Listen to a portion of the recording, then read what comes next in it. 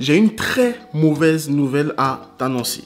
YouTube vient de changer les règles de monétisation. En tout cas, au moment où je tourne cette vidéo en septembre 2021, YouTube a encore changé les règles pour être monétisé. En novembre 2020, j'avais fait cette vidéo dans laquelle je t'explique comment est-ce que YouTube allait changer la monétisation. Alors, il n'était pas question du changement de règles, il était simplement question du fait de mettre des publicités sur des chaînes qui ne faisaient pas partie du programme YouTube Partenaire, donc des chaînes qui n'étaient pas a priori monétisées. De toute façon, le lien de la vidéo dans la description, tu peux la retrouver également dans la fiche là ou là, que tu peux regarder juste après avoir regardé celle-ci. Maintenant, le deuxième élément, c'est que les règles de monétisation ont évolué. Avant, il fallait 4000 heures de visionnage, il fallait 1000 abonnés pour pouvoir être accepté, enfin pour pouvoir faire sa demande dans le programme YouTube Partenaire et espérer avoir la monétisation. Mais ça, c'est fini ça. Ça, il faut que tu oublies totalement parce que ça ne marche plus. Aujourd'hui, YouTube a rajouté un nouvel élément que tu dois prendre en compte pour la monétisation et c'est pour ça que je te dis que l'heure est grave. Maintenant, il faut 1000 abonnés minimum, 4000 heures de visionnage et il ne faut pas avoir de strike en cours sur ta chaîne YouTube. Qu'est-ce que ça veut dire? Je vais t'expliquer. Les strikes, c'est quoi? Ce sont des réclamations. Donc, si tu as pour habitude de prendre le contenu des autres personnes, d'avoir des réclamations sur tes vidéos, d'avoir des personnes qui disent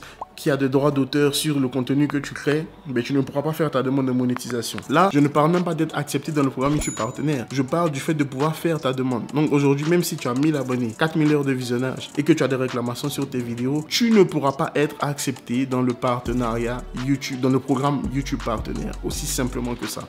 Et ça me plaît bien parce que c'est quelque chose que je rabâche tout le temps dans mes vidéos. J'encourage les personnes qui regardent mes vidéos à créer du contenu original, à se creuser les méninges, à réfléchir, à créer du contenu qui vient de toi, qui vient de tes tripes, qui vient de ton imagination, qui vient de ce que tu sais faire et non pas d'aller prendre le contenu à gauche et à droite et simplement de t'en resservir sur ta chaîne. Qu'est-ce que ça va impliquer? Alors, ça ne veut pas dire que parce que tu as des strikes, tu ne pourras pas faire de demande de monétisation. Mais si tu as un strike en cours, donc une réclamation en cours, voilà pourquoi je dis toujours faites attention au contenu que vous utilisez. Est-ce que c'est vraiment libre de droit? Est-ce qu'il y a l'autorisation du créateur de contenu pour vous permettre d'utiliser ce contenu-là? Ou bien même si vous l'utilisez, comment est-ce que vous l'utilisez? Bref, je ne vais pas entrer dans les détails, ça fait partie des grandes conditions générales de YouTube et si tu ne fais pas attention à ça, tu peux avoir des avertissements et après 3 avertissements, ta chaîne est supprimée sans qu'ils aient à te prévenir, tout ça, ils te suppriment ta chaîne comme ça. Donc YouTube devient de plus en plus strict concernant la propriété intellectuelle, concernant les droits d'auteur, concernant les contenus qui sont créés. Maintenant, si tu as un strike, qu'est-ce qu'il faut faire? Déjà, il faut attendre que ce strike-là soit réglé et si tu as 4000 heures de visionnage et 1000 abonnés, tu pourras faire ta demande pour le programme YouTube Partenaire. Mais le problème, en tout cas, ce que je perçois, ce que je pense qui sera fait concernant YouTube, c'est que si tu as déjà eu des strikes, ben ils le sauront. Parce que quand tu as des strikes, généralement, tu as un message qui reste tout le temps dans ton tableau de bord